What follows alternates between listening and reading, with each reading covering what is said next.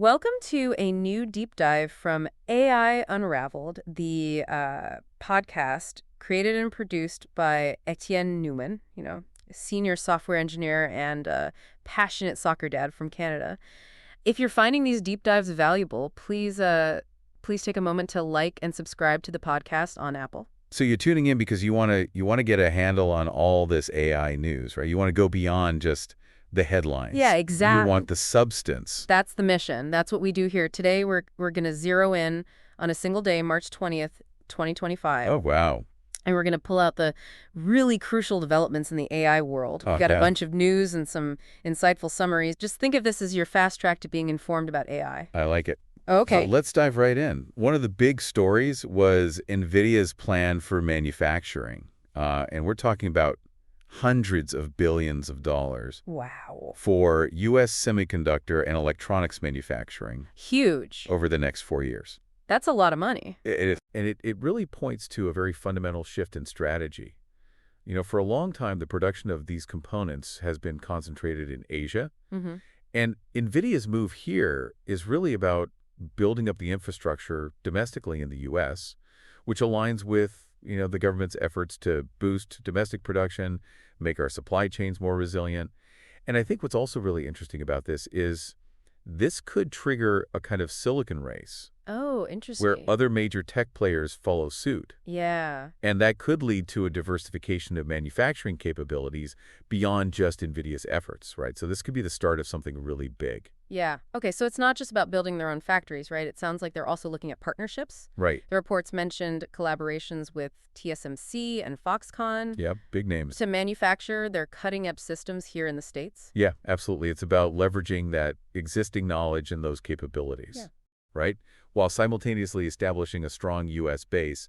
And, when you consider the scale of what they're trying to do. Yeah, it's massive. And how complex semiconductor manufacturing is, this kind of multi-pronged approach makes a lot of sense. And then in addition to that, they also had that big acquisition, right? They bought a synthetic data company. Right. Called Gretel? Gretel, yeah. For over $320 million. Yeah, and that highlights a really critical bottleneck in AI development. And it's data. Right. To train AI models, you need massive amounts of data, high-quality data. And it also has to respect people's privacy. So Gretel specializes in creating what's called synthetic data. This is artificially generated data that behaves like the real-world data. Interesting. But doesn't contain any of that sensitive personal information. So think about creating these realistic training examples without using anyone's actual private details. So it's all about basically bolstering their cloud-based AI offerings, right? Yes. By directly addressing these data challenges. Exactly. And privacy concerns. Precisely. By bringing Gretel's technology in-house, NVIDIA can then offer its customers, access to more data for training their AI. And that could really speed up innovation, while also helping them to navigate this increasingly complex world of data privacy regulations. So it's fascinating how these two moves, the manufacturing investment and the Gretel acquisition, they really support each other. Yeah. In fueling the expansion of AI. It's really interesting. Yeah, so a stronger semiconductor industry in the U.S., more stable supply chain, and ultimately just the ability to meet these increasing demands of AI. Okay, now let's switch gears a bit. Another big player, SoftBank, also made a significant move on March 20th, agreeing to acquire Ampere Computing for $6.5 billion cash. Big money. Big money. So tell me about Ampere. So Ampere is a U.S.-based company, designs chips. And they've made a name for themselves by focusing on these high-performance processors that are also very energy efficient. Okay. Their target market is cloud computing and AI workloads. So very competitive. Yeah, super competitive. Rapidly expanding sector. Right, and so this fits very neatly into SoftBank's strategy to get into the AI infrastructure game. Yes. They've been making investments in this space for a while now. Mm-hmm. And this really strengthens their position. I mean, they've clearly identified AI infrastructure as a key area for future growth. And acquiring Ampere gives them a substantial foothold in the processor market. Right. Which is really important. What's interesting to note here is that Oracle and Carlyle, the previous investors in Ampere, they're selling their stakes. So this is going to make Ampere an independent entity under SoftBank. Gotcha. So Ampere will focus on ARM-based processors for data centers. Right. Which is a really interesting technology. And they'll continue to operate in Santa Clara, California. Okay. With their team of around 1,000 engineers. So SoftBank is making a big bet on the future of AI and semiconductors Absolutely. with this acquisition. And this could lead to some interesting developments in AI computing down the road. Yeah, some serious advancement. Okay, now Apple, they also made some interesting changes in their AI leadership. Oh, Apple, yeah. It sounds like they're trying to really give Siri a much-needed upgrade. Yeah, it looks like they're really trying to revamp Siri and their entire approach to AI.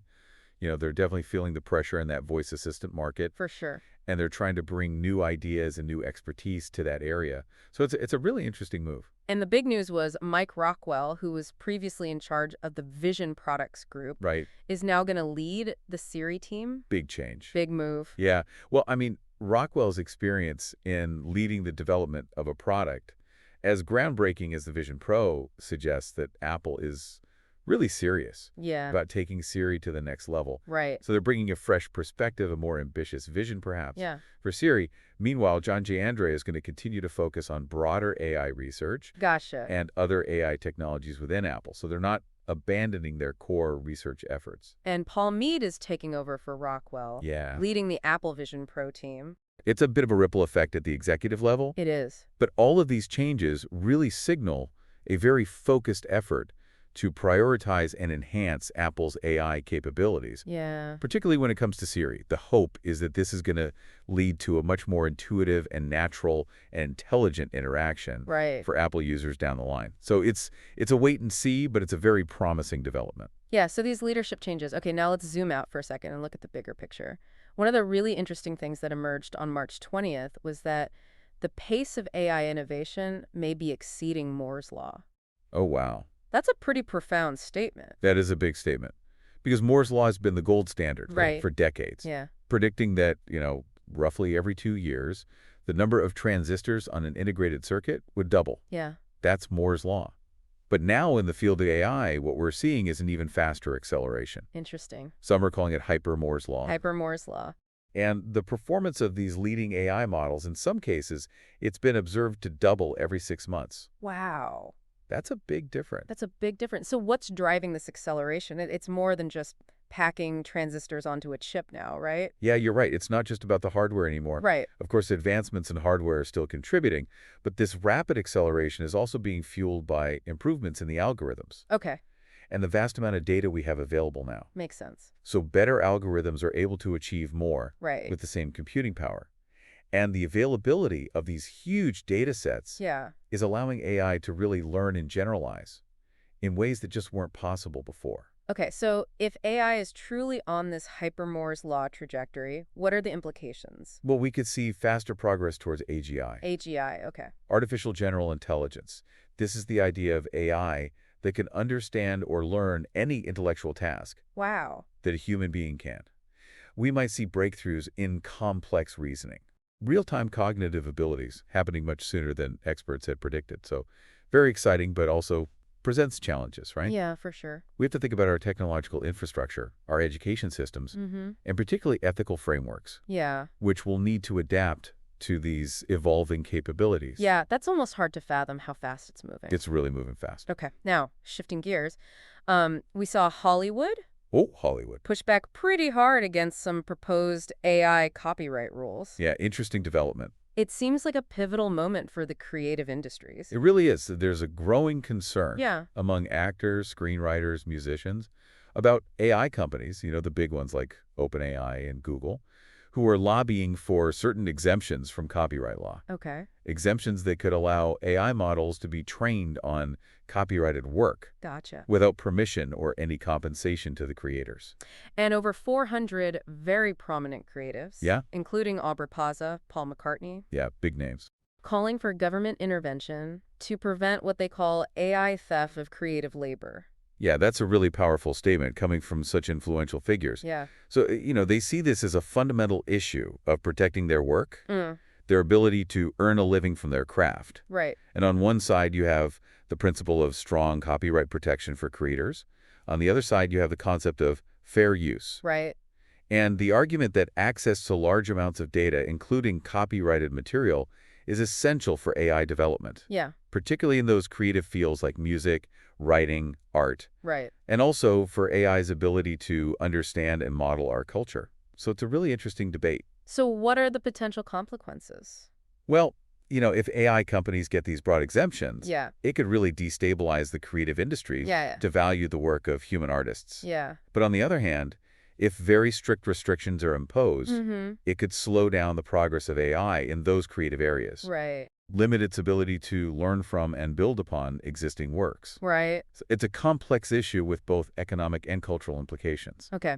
It is. Now back to Nvidia. Back to Nvidia, They were in the news a lot. They also made some significant announcements at their GTC conference, right? including the decision to open source some of their advanced reasoning models. Yeah, that's a big move. That's a major contribution to the AI research community. It is. These aren't your typical AI models. They're Right. making public these advanced reasoning models designed to understand information from multiple sources. Okay. So text, images, videos, multimodal understanding.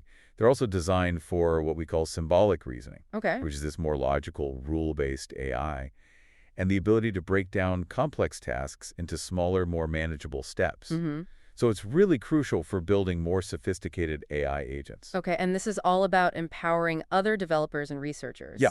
to build more advanced human-aligned AI agents. Yeah, that's the whole point. Okay. They're democratizing access to some really cutting-edge AI capabilities. This could accelerate progress towards AGI, Wow. encourage more collaboration in the academic research community, and it could open up new opportunities for startups. Yeah, really lower the barrier to entry. Absolutely lower the barrier to entry for everyone. And in addition to all of that, they also unveiled a new line of personal AI supercomputers, Wow. the DGX Spark at the DGX Station. Okay. Massive amount of computing power for individuals, researchers, developers. So they're basically giving data center capabilities in a workstation. Exactly. So these are high-performance computing systems Uh-huh. designed for, individuals who need that power in their office or their lab. They use the latest Blackwell architecture from Nvidia. So what this really does is it enables a more personalized approach Okay. to AI development. So you can build and fine-tune these models locally, Right. potentially reducing the need for those expensive cloud computing resources. Yeah, really fostering innovation at a personal scale. Exactly, bringing the data center to your desktop. That's wild. Okay, now Hugging Face launched a really interesting iOS app on March 20th. Tell us about that. Yeah, so Hugging Face is really committed to making open-source AI accessible. Yeah. And their new iOS app uses AI-powered image recognition Oh, cool. to give you real-time descriptions of what the user sees through their phone camera. Oh, wow. Pretty amazing stuff. It uses open-source vision language models Okay. to generate these descriptions, and they're very detailed That's cool. and contextually relevant. And super useful for people who have visual impairments. Exactly. It has the potential to be a game changer Right. for people with visual impairments, helping them understand their surroundings. But it's also useful for anyone who Yeah. wants to learn more about the world around them. Right. You can use it for education. You can use it while you're traveling. It's a really great example of how powerful these open-source AI models can be Yeah. when they're made available through these user-friendly apps. Okay, and there was some interesting research published in Nature Oh, yeah. about optimizing generative AI Okay. using feedback from language models, not just from humans. A little bit meta, isn't it? It is. So traditionally, when you want to fine-tune these generative models, Yeah. particularly for those subjective qualities like creativity and coherence, Yeah. you rely on human feedback, Mm-hmm. which is called RLHF, reinforcement learning from human feedback. But this new research is exploring a different approach, using AI-generated evaluations of the output quality Okay. to fine-tune the performance of the generative model. So instead of having human experts review and rate, Right. they're using other AI models to do the judging, Oh, that's cool. provide the feedback. Interesting. So the system uses these AI-generated evaluations to adjust the parameters, Okay. essentially teaching it to produce better outputs. So what are the advantages? Well, it could significantly reduce our reliance on expensive human reviewers. Yeah. And it also opens up the possibility of having these self-improving AI systems Right. that continuously refine their outputs based on their own internal understanding of what quality is. So that could be a really big step towards those more autonomous, Mm-hmm. sophisticated AI agents. And then something a little closer to home, maybe, Closer to home, yeah. is the increasing role of AI in fast food. Right. Sounds like our next trip to Taco Bell or Pizza Hut might be a little different. That's right, Yum, Brands, which owns Taco Bell and Pizza Hut, Yeah. is rolling out AI-driven voice assistants Okay. at their drive-thrus across the United States. These are systems that are powered by conversational AI and large language models. Wow. They're designed to take orders, offer upselling suggestions, even handle the payment processing, Okay. all without any human interaction. Interesting. So the next time you're at Taco Bell late at night, Yeah. you might be talking to an NI. Wow, that's wild. The goal is to improve the accuracy of the orders, Okay. reduce labor costs, speed up service for the customer. But there are some downsides too, right? Well, yeah, there are always concerns about job displacement, Yeah, absolutely. especially in the fast food industry. And also, how reliable will these systems be Yeah. in those noisy, chaotic, real-world situations? Right. It's going to be interesting to see how it plays out. Now, there were a few other notable AI Oh, developments. yeah, a few more things. March 20th was a big day. It was a very busy day. That maybe didn't make the headlines. So researchers at Google AI and UC Berkeley proposed this new idea called inference time search. Okay? It's a new method for scaling AI models where the model generates several potential answers Okay. to a query and then uses reasoning to select the best one. Interesting. LG unveiled Exon Deep, Yeah. a reasoning AI Okay. that achieves the comparable performance to larger models but with just 32 billion parameters. Wow. Very efficient. Muse launched the Muse S Athena headband, a wearable for AI-powered cognitive fitness training. Nvidia and xAI joined the AI infrastructure partnership, with other major players like Microsoft and BlackRock. Mm-hmm. xAI also debuted its image generation API, Oh, wow. featuring their Grok 2 Image 12 model. Keeping busy? Microsoft partnered with Innate to develop brain-inspired AI systems, so just a ton of activity on this single day. A lot going on. Highlights just how fast the field is moving. Yeah, I mean, March 20th, 2025 gives us a snapshot Yeah, of this rapidly evolving AI landscape. it really does. So what stands out most to you from all these developments? Which areas do you anticipate will have the biggest impact? Yeah, for me, the thing that really stands out is that the acceleration of AI capabilities beyond Moore's Law. Right. I mean, if that trend continues, Yeah. it could lead to some really profound changes Yeah. across industries in our lives. The advances in reasoning models, Yeah. the emergence of personal AI supercomputing. Yeah.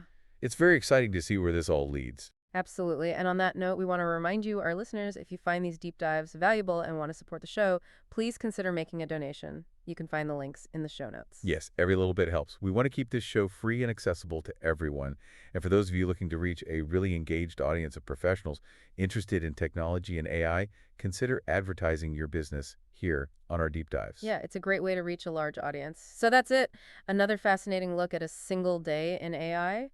With AI evolving so rapidly, it really makes you wonder, are we prepared for a world where Hypermore's law is the norm? It's a big question. And how will our understanding of intelligence itself have to adapt? That's something to think about. Thanks for diving deep with us. Thanks for listening. We'll see you next time.